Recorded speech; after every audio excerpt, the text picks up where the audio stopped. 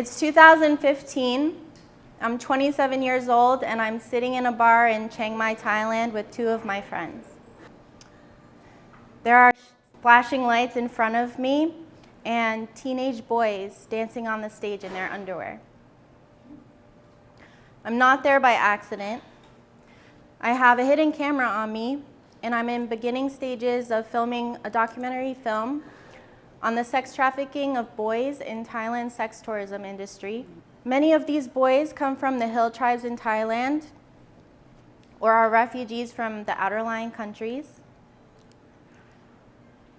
They many times are undocumented, and because they're undocumented, they don't have access to job training or education, so they end up on the streets.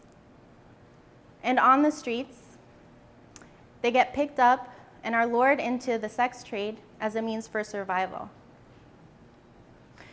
So back in the bar, two of the boys come over to us. They recognize one of my friends as Alexandra Russell, the founder of Urban Light, a local nonprofit organization that helps rebuild the lives of the boys that are just like them. So we have an oh shit moment, and we gather all our things and we start to head out the back door, and as we're walking out the back, we overhear the bar owner, a European white older man, bragging to his middle-aged white men customers about how beautiful his boys are. So we go downstairs and we wait for the boys to get off of work, and we start talking to them. And we ask them how old they are, and giggling, they say 18, because it's very obvious that they're much younger than that. And it became clear to me in this conversation that these boys felt safer to stay unseen, they felt unsafe to share their story, and they were protecting their abusers. As a documentary filmmaker, I'm removing the blindfold on sex trafficking of boys in Thailand's sex tourism industry by revealing the truth. And on the storytelling platform that I created called Blindfold, we remove the blindfold on global issues by revealing the truth. And we share the stories of activists like my friend Alexandra Russell, advocates and educators who are doing meaningful work to make things right in the world. And by sharing these stories, it's my belief that we are contributing to the collective healing of our planet. But there's one story that I haven't removed the blindfold on yet, and that's my own.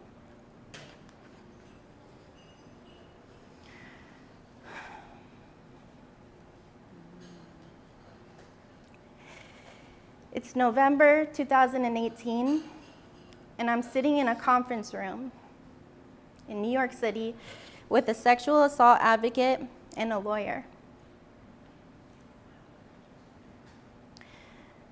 This isn't a report for the first time that I experienced physical abuse or sexual assault in my life, but with the help and support of this sexual assault advocate, it's the first time that I'm choosing to be seen.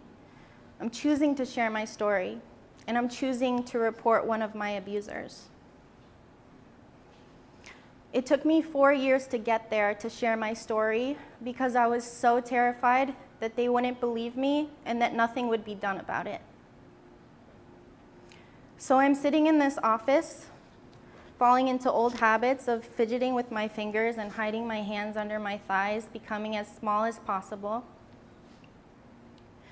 And I'm sharing my story with this lawyer who's so stoic, and she's deconstructing every sentence that comes out of my mouth, asking question after question.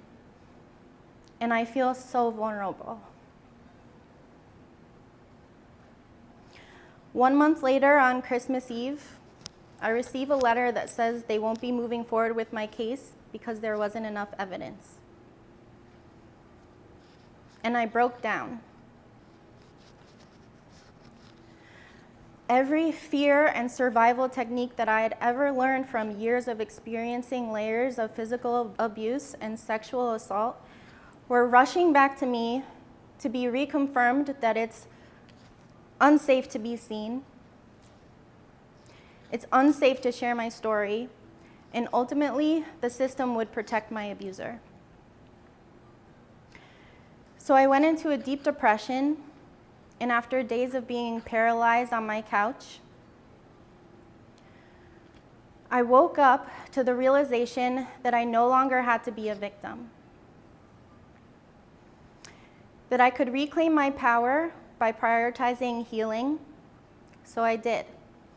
I found a therapist, and I found 2 coaches, and I started prioritizing and implementing different modalities of self-care and self-love, like meditation, journaling, and self-acceptance.